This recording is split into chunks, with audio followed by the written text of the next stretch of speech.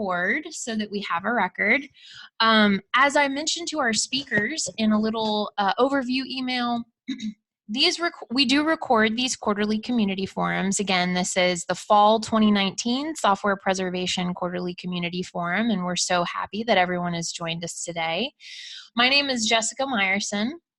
I am a community cultivation advisor for the Software Preservation Network, and I've been with SPIN for several years now in its volunteer phase and through its now member-driven seed-funded period. And Jess Farrell, who is the SPIN community coordinator, is also on the line, and she'll be helping us to take notes today. So I'm just going to read a little intro to the quarterly community forum, and then I'm going to hand it off to our first speaker. So all the forums are recorded, as I said, and what that means is that it will include the video. So for our speakers, we ask that if you have the capability that you turn on your webcam. If not, that's okay. It will also capture slides. So if you have any visual aids or slides that you'd like to share, which are totally not mandatory, they're only, we only say if they're helpful and you'd like to show them. That is all captured in the video recording. The audio is captured, and the conversation in the chat box is captured, which includes any questions that get asked. So Jess and I will be in the background as our speakers are presenting, capturing any comments or resources and links that get put into the chat box or questions that the attendees have. And what we'll do is make sure that our speakers have those questions queued up when they reach the Q&A portion of their session. And any questions that we don't get to in the course of the quarterly community forum today will be forwarded to our speakers, or if they're more general questions, we'll try to get to them in other more asynchronous ways. Other things we're saying is that, the Zoom ground rules, these are important. So we've muted the chime as people enter the call because we are recording this on audio. We ask that for attendees that are not currently presenting, that you turn off your video and that you mute yourself just for the quality of the audio recording.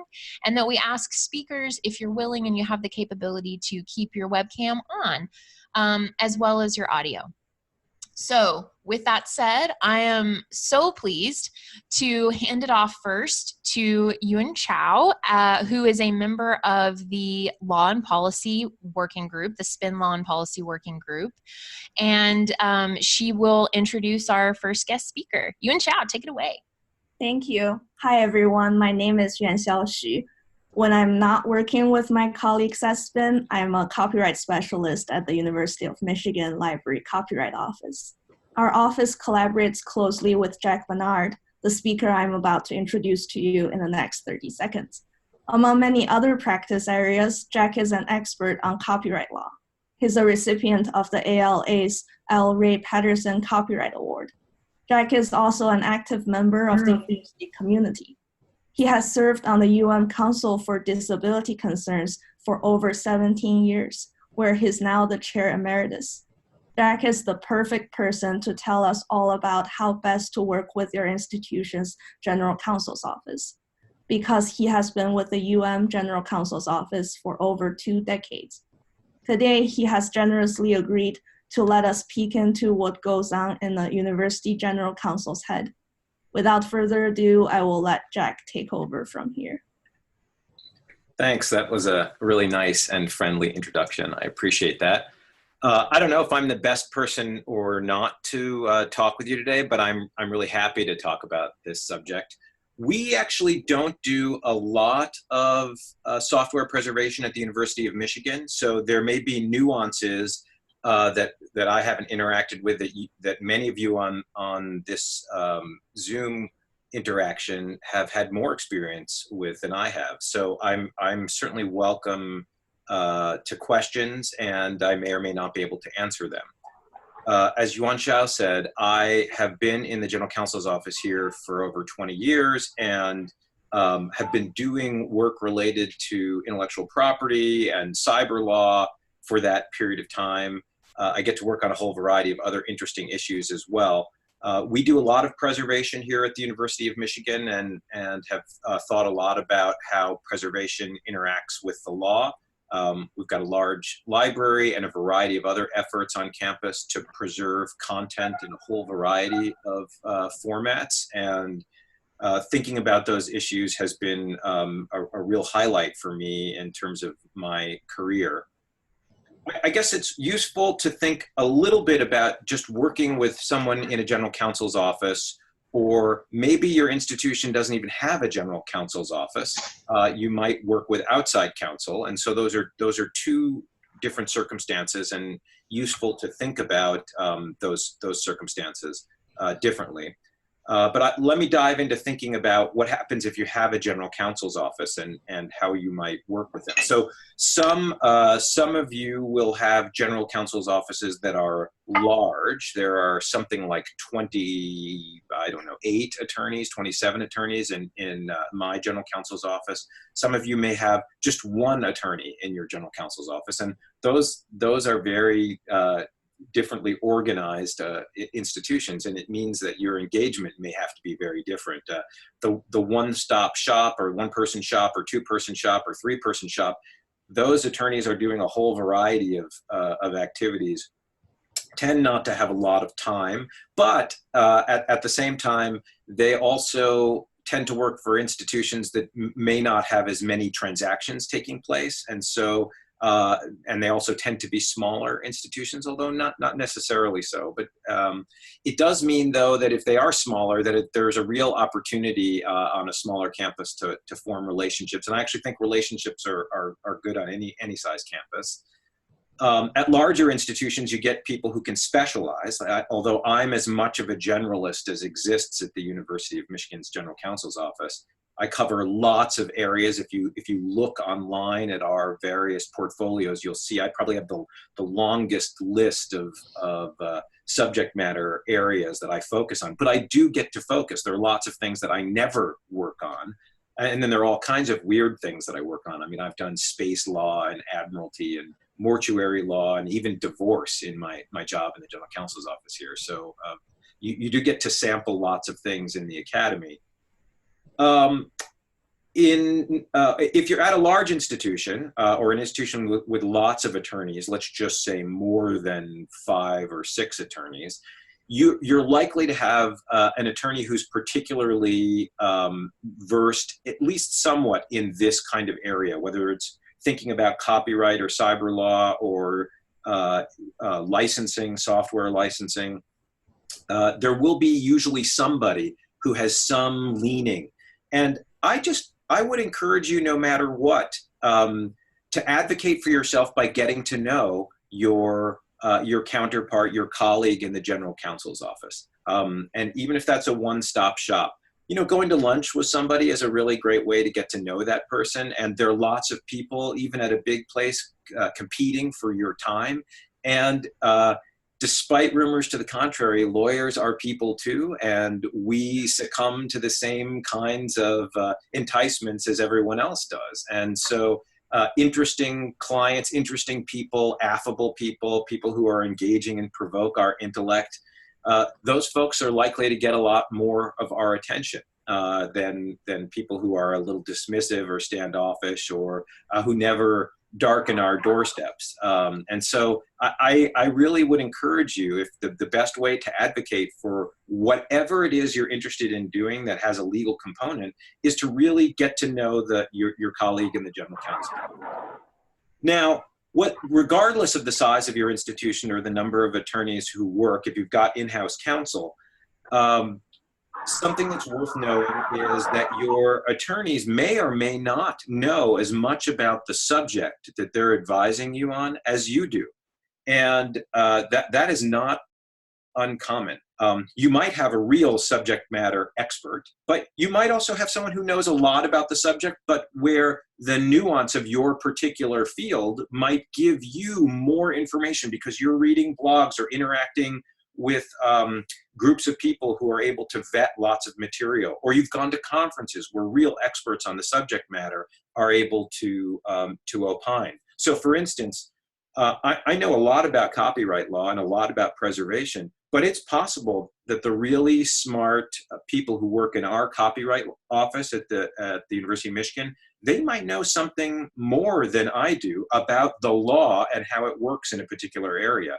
And there's nothing wrong with that. There's a great opportunity for collaboration. And yes, I will still have the responsibility to go back and do the research and confirm that the view that my colleague in the copyright office is expressing, my colleague in the library, my colleague in the information technology office, or the faculty member who happens to know more than I do about a subject matter. That's just great. Share that information. Build trust by saying, look, here's what we had heard, and have some colloquy and engagement about the subject matter.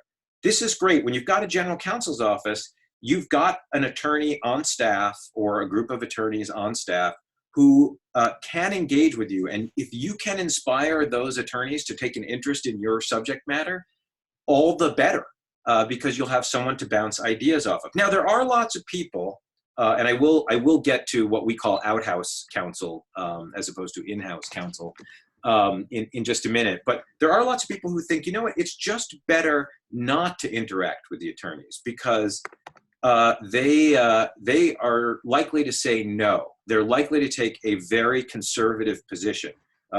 They've issued those attorneys a stamp, an ink stamp with the word no and an exclamation point on it. And I can't tell you that that is wrong in some places. There are definitely some attorneys and some general counsel's offices that are more conservative or don't have the time to dedicate to being more intrepid in their work. But you should look at this as an opportunity to encourage somebody to learn a little bit more about the subject area that's interesting to you. And I think it is more likely than not that you actually do want to have legal advice before you make decisions that you think might be risky, because you don't want to be surprised. Litigation is a mess. Disputes are a mess. They take a lot of your time. They're unpredictable. They can lead to lots of confusion internally and your interactions externally. And also powers that be tend to not like surprises. So the more that you can assess the risk, the better. And in fact, that's what attorneys, no matter who they are supposed to do, is to help you get a sense of the kind of decision that you're going to make, the risk that you might be taking in a circumstance. I suppose there are a few places where attorneys get to make decisions, but at most of our institutions, attorneys don't get to make the decision. They only get to advise on the kinds of risks that are there and whether or not at least they think it's prudent to go forward. Now, lots of clients, which is most of you, will, or the people that you work with, are likely to just want to do what the attorney says, but you don't necessarily have to. And I can assure you, many of my clients do not follow my advice, sometimes to their peril. But for the most part, they do follow the advice because it's researched advice, it's thoughtful advice. And that engagement makes the project or product go better. A lot of times what you propose to an attorney, particularly in-house counsel, will be something that might raise flags for the attorney, and the attorney will say, hey, if you do this, here's where I see some problems. But that doesn't mean you won't be able to accomplish your goal. Sometimes, let's see, I don't know if I can do this right. Sometimes getting from here to here isn't a straight line. You may have to take a more circuitous route in order to get to where you want to go. And there the attorney is your friend, because the attorney can show you or describe to you ways in which you may or may not want to take certain risk. I guess here I'll talk a little bit about outside counsel. So for some institutions where you don't have in-house counsel, or where the work that you are going to ask about requires them to go to outside counsel, there you have to be particularly careful with your time, because it's very expensive to hire attorneys outside the university. And so I would encourage you to put materials in writing when you're dealing with outhouse counsel. and to really have your meetings organized, because they charge lots of money by the hour, usually in 6-minute increments. And so it's better for you to just make sure you're very well prepared beforehand. And I think that will go a long way. So I'm going to, I guess, stop talking generally about this kind of relationship building element and just move on a little bit to the subject matter. And again, I told you I'm really not an expert when it comes to the preservation of software, but I can talk a little bit about preservation generally and a little bit about software. I mean, I've looked at, I don't know, 1,000 software licenses in my career. And so I know a little bit about software. I guess in some ways, software is like all other preservation efforts, and that is that there really is some protection in the copyright law for preserving works. In fact, I would say, and you'd have to check with your own counsel about this, but certainly at the University of Michigan, we think that preservation in itself is a fair use. If you have to make a copy to preserve something and store it, or if you could just take the copy that you have and make a use of it by storing it, either of those uses are likely to survive a lawsuit, because we would argue that they are fair use. How you use those stored works may or may not be a fair use subsequently, and you're going to want to think carefully about that. Now, what makes software different than lots of other types of copyrighted works is that software is often constrained by the license that you used in order to get access to the software in the first place. Or for some of you, you may not even have the original license. You may be using or accessing a copy of a work that had a license, but that you weren't licensed to access. And so unlike with a traditional book, where Section 109, the first sale right in the Copyright Act applies, it's a little trickier when it comes to things like software. So where a contract dictates your institution or the standard terms of a license may require the agreement, or your institution agreed, that it would not make certain uses. And there your problem wouldn't be a copyright problem, it would be a contractual constraint, a constraint under the license. And so some institutions have signed agreements that said, we'll use this software for this purpose only, or we won't make additional copies of the software, or we won't store the software on a device other than the device described in the agreement. There's lots of language that could constrain an effort to preserve works over the long haul. Now, whether you want to take that risk or not ends up being a business decision. And one of the best ways to make that business decision is by actually looking at the agreement if you still have it. This is just a practical tip, and I'm surprised we don't do this more often, but particularly in the realm of software. When you're storing the software somewhere, it's a good idea to also store the license terms that you used. And sometimes those license terms are revolving or updating. And frequently, contract terms for a license will say, these are the terms that apply right now, but you have to check this website, and you will agree to the terms going forward that get updated over time. And I would encourage you, if you have a contract where the terms get updated online over time, that you actually put a little tickler on your calendar so that you can download those terms over time, so that when you have to make a decision, like a preservation decision, you'll have the most recent terms available to you. And the most recent term might be from many years ago, or it might be just from last year, but you'll want to know what the disposition of the rights holder is likely to be. So software preservation can be tricky in that way. There are lots of uses that you still might be able to make of software, even that work around the terms of your agreement. Although the agreements that I typically see are drafted to be pretty broad and in their control and limited in their permissions of use. And the more you can do upfront to cultivate a disposition with the people who review those agreements, like the attorneys or the licensing specialists at your institution, the more you can interact with them to help them develop good practices around what terms we rebuff. I mean, for example, although I've been unsuccessful, and I guess that this is over 20 years, so it suggests that I may not be good at my job, in getting all of our software license agreements to say things like, nothing in this agreement will limit either of the parties' ability to make uses authorized in sections 107 through 122 of the Copyright Act. I like that language to appear in our agreements, and I try hard to get it in there, but I don't review the thousands of agreements that come through.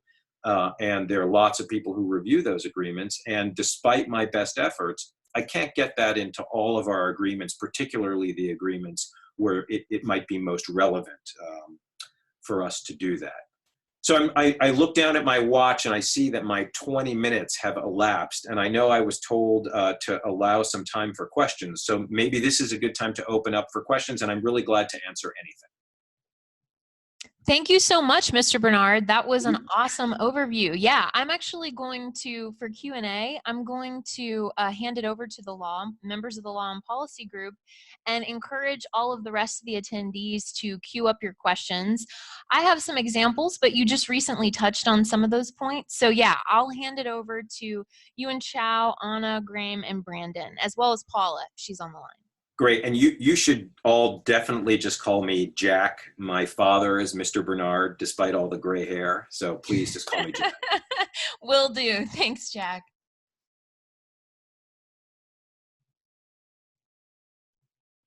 Jack, I'm not sure if you have access to the running notes. I'm not looking at them right now, but if you've got something that you want me to answer, just ask away. Or if you want to read what's there, that's fine. I'll just read in order. Okay. So the first question is, what about large software contracts? Are there ways that organizations can negotiate certain long-term uses during purchasing negotiations? And I know you just touched on that one too, Jack. So, yeah. If maybe just a little elaboration on that one, because Sure. So let me just say that the bigger the company, the more well-known the company, the harder it is to make those kinds of negotiations. I mean, Apple, Amazon, Microsoft,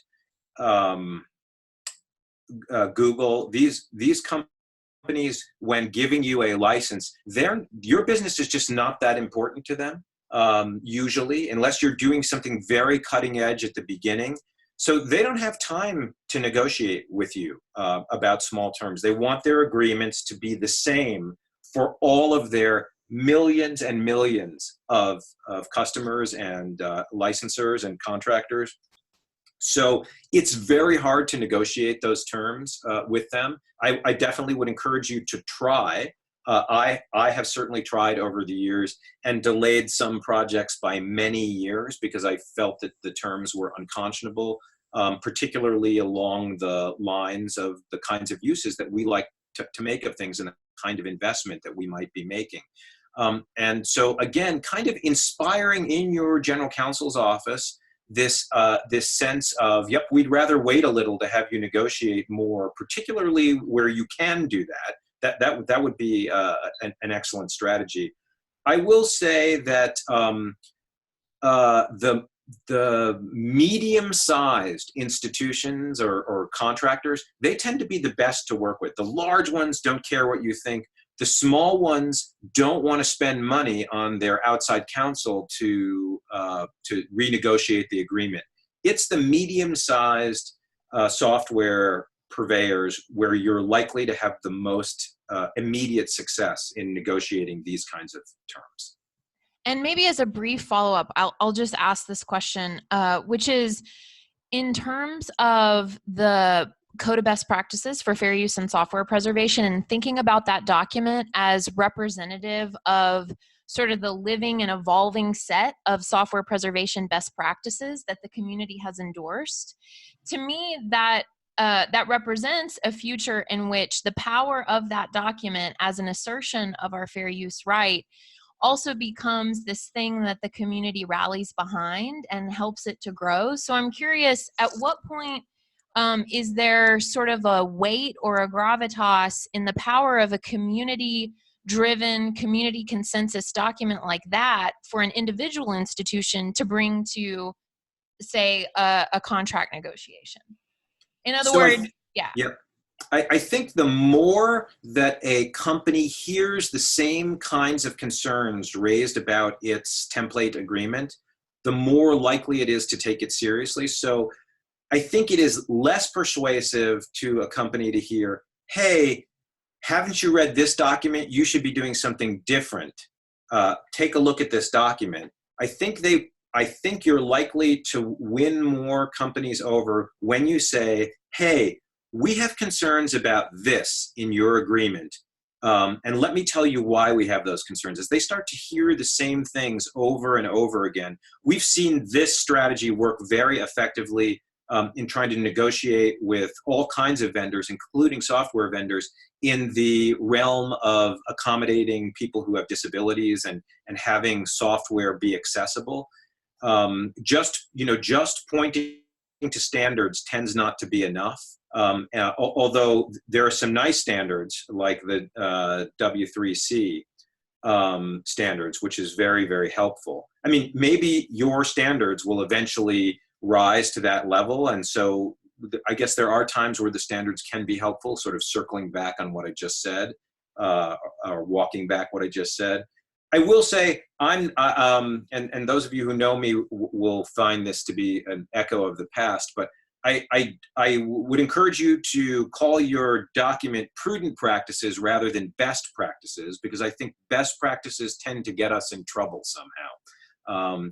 If you're not doing the best practices, why wouldn't you do what is best? And so I tend to be a fan of bringing forward prudent practices so that somebody who's actually making a thoughtful decision might deviate from what you're doing and still be within the realm of prudence without having to seed the ground of best. So that's just a side thought. No, thank you for that, Jack. And I'll ask one more quick question while we give everyone a final opportunity, including the Law and Policy Group, which has been deeply engaged in these topics and the development of the Law and Policy Agenda for SPIN, as well as some upcoming activities that they're undertaking. But I wanted to touch base because one of the really important elements to the Software Preservation Network so far, and its sort of evolution and thinking around both the DMCA exemption as well as fair use, in addition to Brandon and the ARL Code of Best Practices research team, legal clinics, specifically the Harvard Cyber Law Clinic, have been absolutely essential partners to have throughout this whole process of discovery and community understanding about the legal framework surrounding what we do in software preservation. So I'm curious, given that legal clinics, to your earlier point about the cost of outside counsel, given that legal clinics provide an opportunity both for law students to learn and work with actual clients and provide an opportunity for institutions or units and organizations that otherwise would not be able to afford legal counsel to have that opportunity, to have that guidance. I'm curious how you would advise that members of organizations that reach out and collaborate with legal clinics present the results of that collaboration to the general counsel if and when that is appropriate. No, I mean, I think that's a great idea. The more information you can provide to your general counsel, the better. If you can say, look, here's some work that was done elsewhere, you should take a look at this. It is much easier to adjust the place setting at the table if there are actually plates and knives and forks and napkins and things in front of you. So I frequently think it is a good idea to share work that has already been done with your counsel. Now, that doesn't mean your counsel might not say something like, yeah, this is not very good. We shouldn't use this at all. But I understand why you find this valuable, but let's make it our own and make it better. I certainly do that all the time. Frequently, I've noticed what lots of people like to say in 14 pages, I would rather say in a page and a half.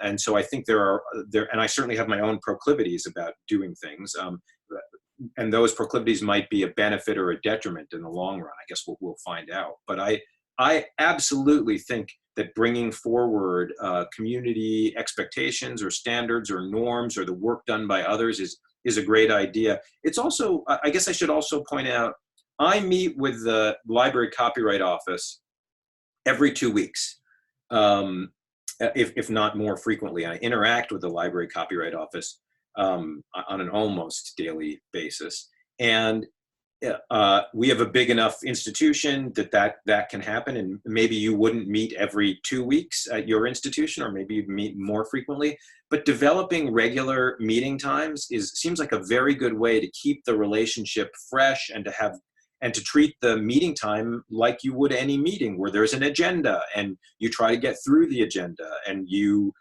plan for the meeting and prepare for it and read materials ahead of time and use the time to engage. This is how I think you make progress.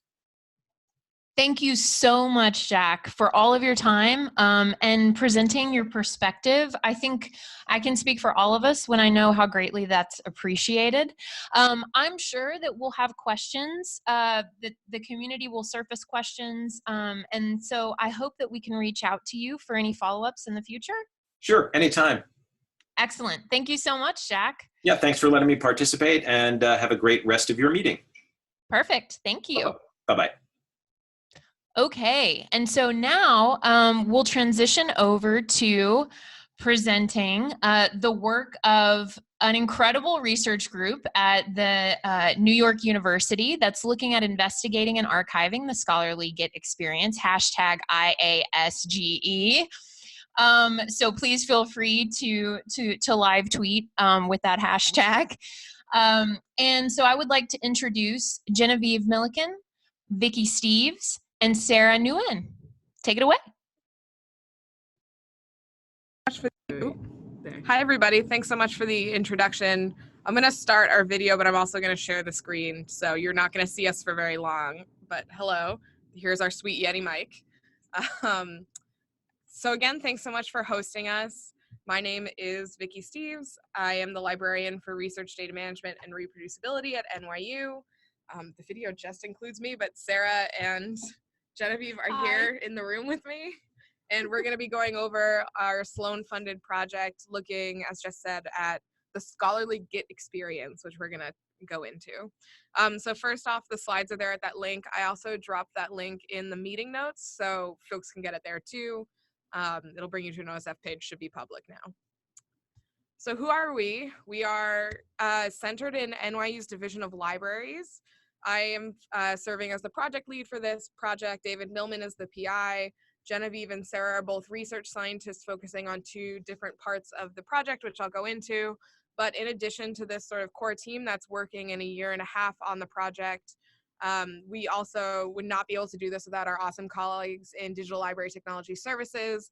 I see a DLTS on the call, and I hope that's them. Shout out to you guys for being awesome.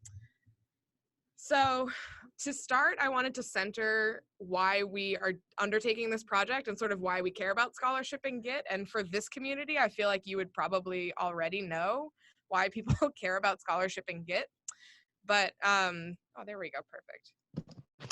But the basic thing is that there's a ton of scholarship in the Git data format hosted on platforms that are 99% commercial. GitLab, which is open core, really great, Bitbucket, and GitHub. There's no real preservation plan for a lot of these. This really scares us.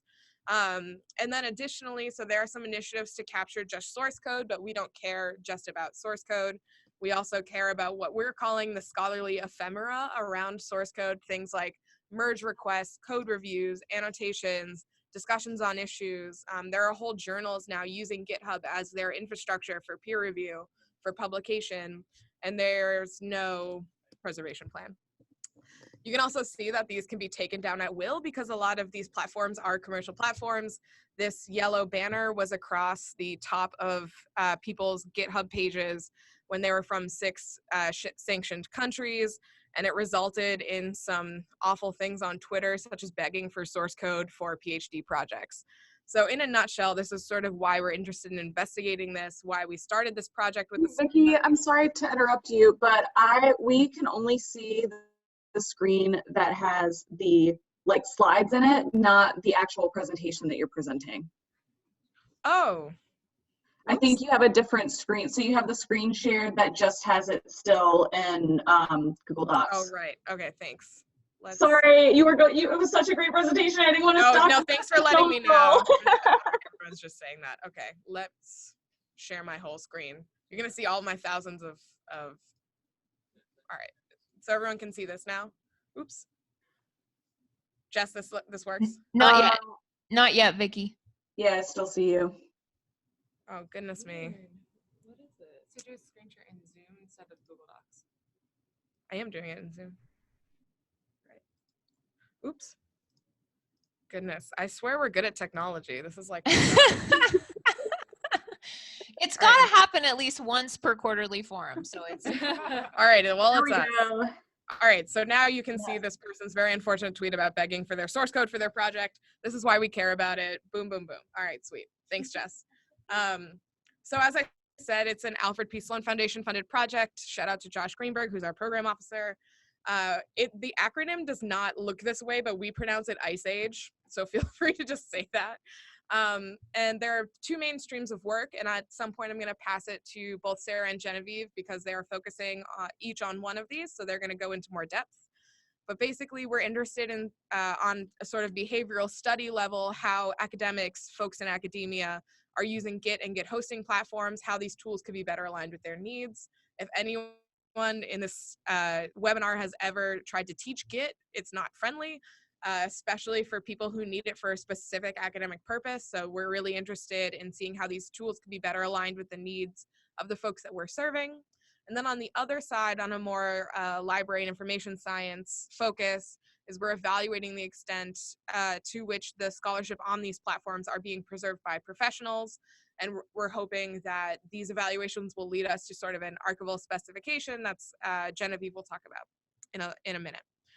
So the results of this project, we're hoping, will inform the way that these source code and ephemera can move from a phase where they're highly active and collaborative, which is the point of Git, is to be highly active and collaborative, to a state where they're stable, permanently citable under active preservation, I think is the key thing I would underline there. So I'm going to pass it to Sarah. She's going to talk about the work that she's been doing on her half of the project. Hi, this is Sarah. Thanks for having us. So I am focusing on the actual scholarly Git experience itself. Throughout this project, you'll hear a little bit from Genevieve as well about how we're both kind of doing an environmental scan and a lot of literature review of what already exists. So I'm looking into how scholars are currently using Git within their research, within education, within their communication with each other, any sort of way that they will use Git, as well as the Git hosting platform, to help them bolster their scholarship work within the academy or outside of it. And so you'll be able to see a lot of our updates and kind of just like reports on things that we're finding within our blog, which is on our website, and the URL's there. So far, what I've covered is what is scholarship now and what has it been known as and how has it changed, especially with platforms such as Git and Git hosting platforms being available to them. So that kind of has opened it up to open scholarship. And the next upcoming post will be, or I've been also focusing on kind of just other features such as like how version control has played in scholarship, as well as coming up as education, reproducibility will be coming up. So watch out for that. So after all of the literature review, there will be an actual research going on. And the first part is a systematic review. A large part of our research has been curated and created with the help of Jeff Spies from 221B Consulting, originally OSF. COS. So it's been kind of great just to be able to talk to him to see what he sees in the workflow of scholarship and software as well. So within the systematic review, we're going to be harvesting a lot of academic and scholarly articles within Scopus, Google Scholar, Internet Archive, Figshare, so that we can get a broad scope of who is our audience, who are the people who are actually referencing Git within their published scholarship. And then that's usually just finding within a URL within their references or within their articles. So having that kind of just like hard number, we'll be able to figure out like how much of an impact is there within scholarship. And then we want to see if there's a proportion of Git usage through time. Has there actually been an exponential use over time? I think so. Are Git URLs changing A lot of the times there could be a 404 or 200 code. So we want to see, are people actually maintaining it or keeping it up? How many commits were there actually? Was it just like a single publish? In which case, was Git really the right way to do it? Or are there actual people collaborating and contributing to the actual like issue requests and bug tracking? So that's the first part. The second part is a focus group. So this is where we will be focusing on those who we are calling casual users in this project.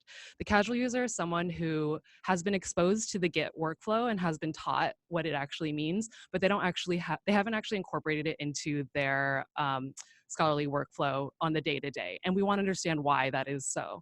Either it's because they just don't understand it and it was really confusing, or it does not really actually pertain to what they need.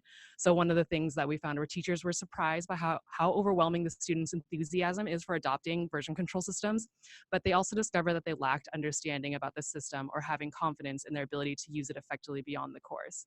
So yeah, we're all excited about these new tools, but why aren't we actually using them? The third part will be a broad survey, which hopefully everyone here will have access to and see when we send it out on listservs. But it will be including people who are super users, casual users, regular users, anyone who has been exposed to Git, as well as within the world of scholarship, just to see what are your behavioral patterns and how did you get exposed to Git, and have you incorporated it? So that will be coming out later this year. And all of that, from the literature reviews to the focus group, the web harvesting, and the broad survey, will then culminate into this user experience interview, which we will then have calls with mostly the casual users so that we can actually see what is their step-by-step workflow process as they use Git hosting platforms within the scholarship experience. So this will kind of just give us a better idea of what are the step-by-steps and how can we either help them in that as librarians and archivists, or do we need to actually move on to another type of platform or tool?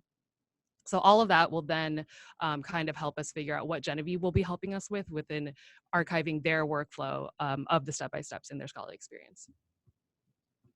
Thanks, Sarah. So I'm going to hand it to Genevieve, and she's going to just discuss her portion, which again is more library and archive centered. Yes.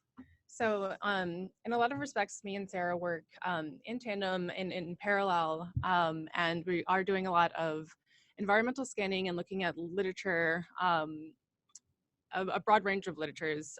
So we have 4 main areas, and to sort of tackle those areas, Vicky and I decided to do an environmental scan protocol to understand the current landscape of LIS research on the topic of source code capture and preservation. And we were really interested to see how people scan different areas. And there's not a lot of environmental scan protocols specifically for doing this within an LIS context. So we looked at the tools that we learned in library school and how we can really leverage that to assess, collect, and write and annotate on a wide range of research topics.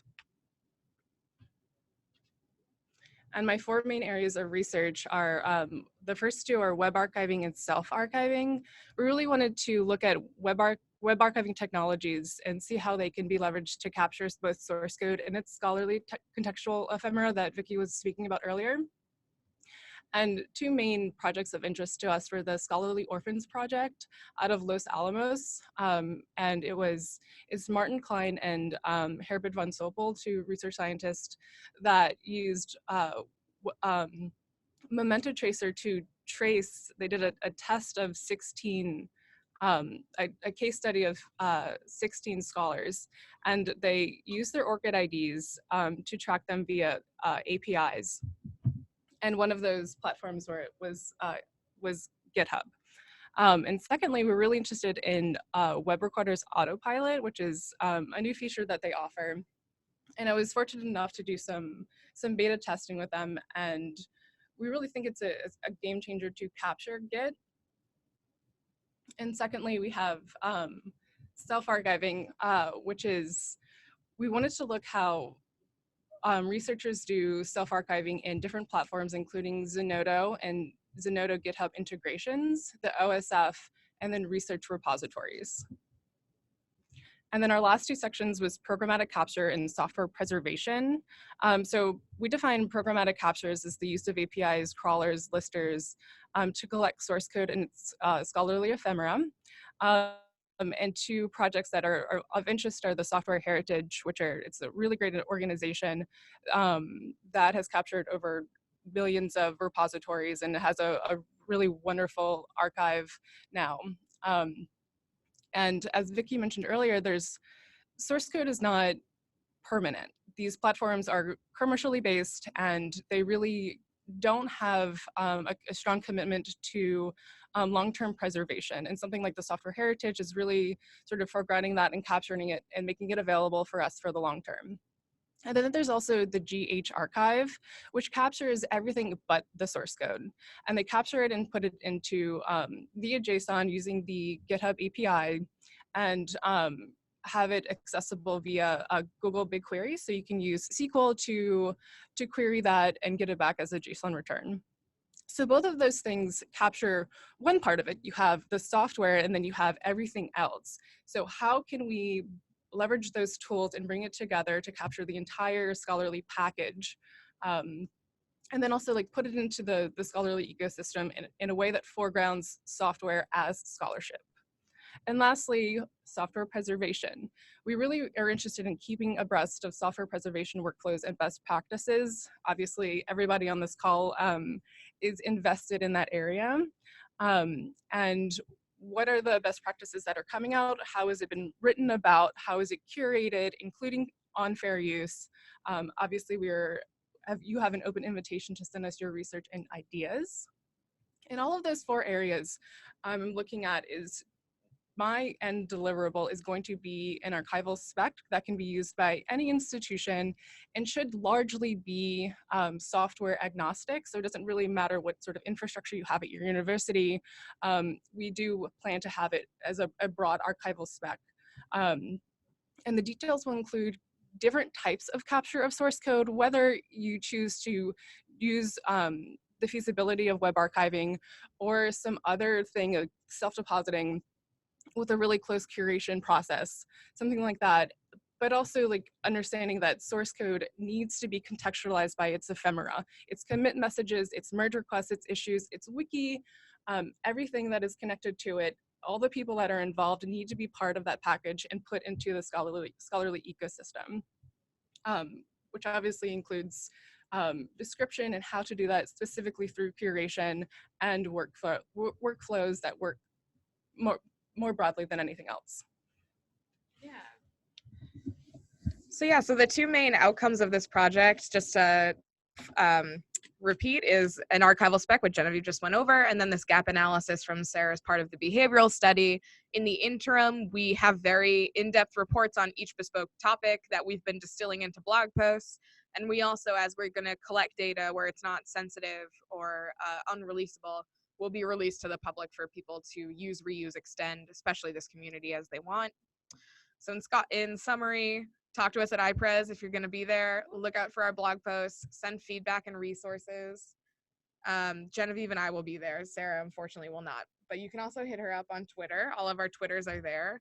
Live tweet everything with Ice Age. And yeah, that's us. So I'm going to stop sharing, and then I'll be on the lookout for questions.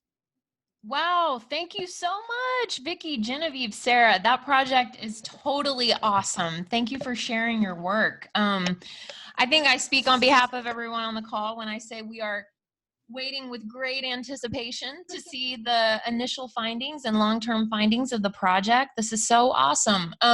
While we wait for other members of the community or attendees to put their questions into the chat, I had a question. So y'all brought up a few different, I would say like adjacent or aligned projects and initiatives that you're looking at as part of the environmental scan, and with particular emphasis on workflow analysis as part of the overall project, but also kind of a subcomponent of the archival spec that you'll be working on. I was curious if y'all have also looked at the the sort of clustered funding initiative that Mellon is supporting for a group of institutions to examine born digital scholarly monographs and sort of the upstream workflows, if that's being captured in those projects, as well as the more downstream, the handoff, similar to the handoff between a researcher and a research data curation librarian, the handoff between the library's work and the publication or wherever that digital scholarly monograph is coming from, sometimes university presses. So that's a very university-centric initiative as well. But I'm just curious if y'all have spoken to any of the people that are involved. I know Stanford, I believe UVA. So I believe there have been a few different institutions that have been funded as part of that cluster of looking at born digital scholarly monographs. I'm just curious if that has made sense. Yeah, if I'm thinking of the same one, I'm pretty sure David Millman is also a PI on it. So definitely, since we share a PI, have talked to the folks on that project. And from what I understand right now, it's a lot of the project management phase. Mm-hmm. So we haven't had really in-depth conversations about where our work would intersect just yet. But since we, for instance, Sarah and Genevieve have desks that are across the way from the project manager from that project, so I would anticipate as we get going, we would be talking quite a bit to each other. Excellent, excellent. And a couple of other thoughts. So around workflows in particular. So Amelia Acker, who is a School of Information faculty at UT I worked on one of Austin. her projects when I was at Pratt. She had a co-PI that was at Pratt while she was at UT Austin. Yay! Okay, Yeah. perfect. So so she is the project researcher for the Fostering Communities of Practice IMLS funded project, and in addition to that project's cohort documenting their own software preservation and emulation workflows, Amelia's done 3 site visits as part of her funded research for that project. And I think that there are some interesting intersections since you all are definitely approaching this from a behavioral science or from a social science perspective. So it would be really interesting to see how her observations, where she did while she was on site, one of the specific parts of her research protocol was to have members or her site champion walk her through their workflow by actually drawing it out and talking over it. So I think even methodologically, there's some nice overlaps, even though the specific platforms and the specific type of software that y'all are focused on is maybe slightly different, as well as the potential use cases. But I think that there might be some interesting overlaps there. Yeah, I think it's spot on to look at that, especially because we all have different methods of working, and to really sort of drill down to see how people how they work, and to piggyback off something you said earlier is about curation. I think we're all in contact with the Data Curation Network.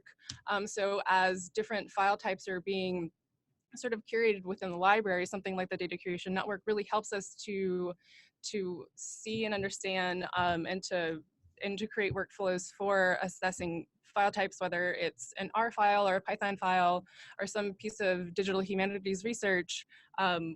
Those types of things going on within the library universe is pretty great that we're moving forward with it.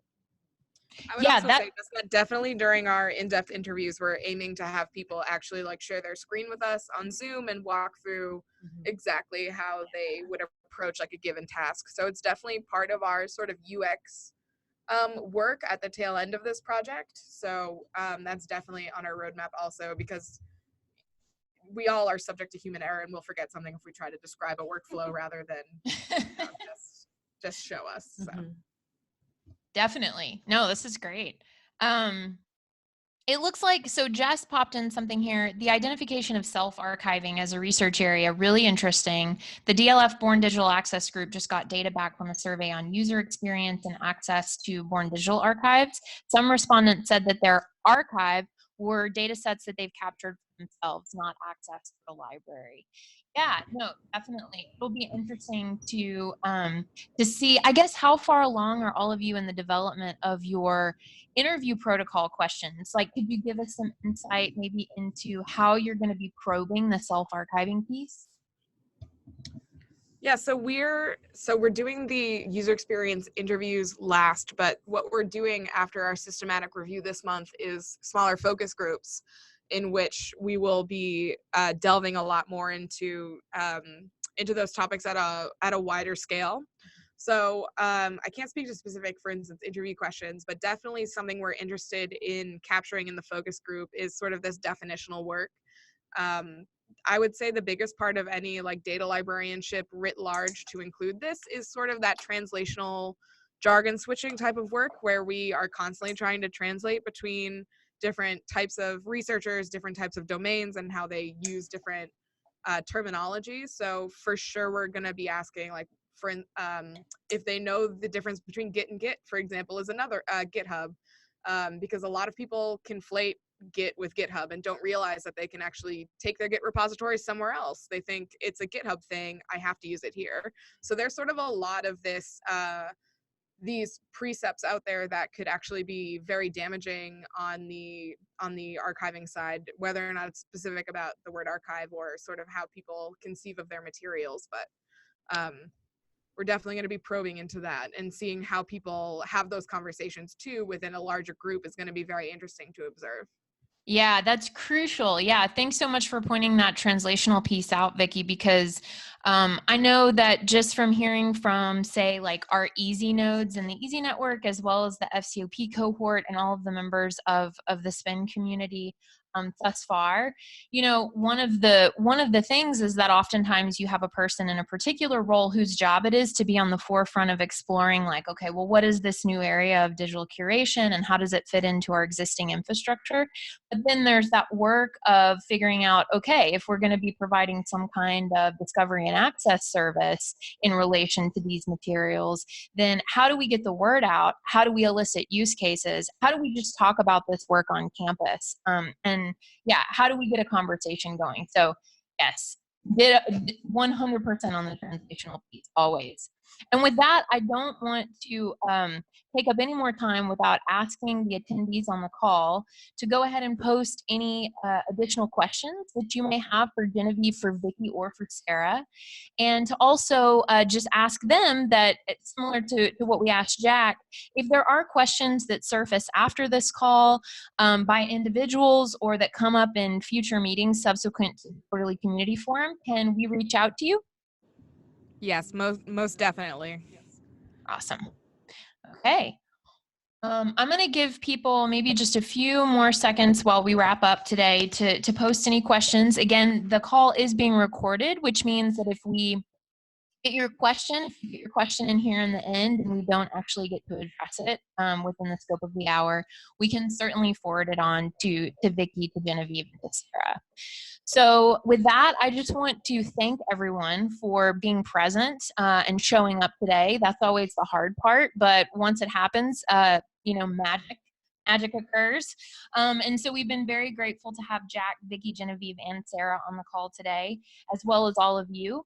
I hope that any of you that have ideas for future topics, if you want to do a deeper dive on some of the things that came up in either presentation, or if you have different ideas for what we might approach in the winter community forum, please do reach out and let us know. We typically send out a Google form in advance of the next forum, about a month in advance of the next forum. And so yeah, just stay in contact and let us know who you want to hear from. And with that, I wish you all a terrific rest of your fall and look forward to seeing you in the winter. Thank you. Thanks, Jess, for organizing. Thank you. This was terrific. Thank you, Jessica. Yeah, thanks, y'all. Bye, y'all.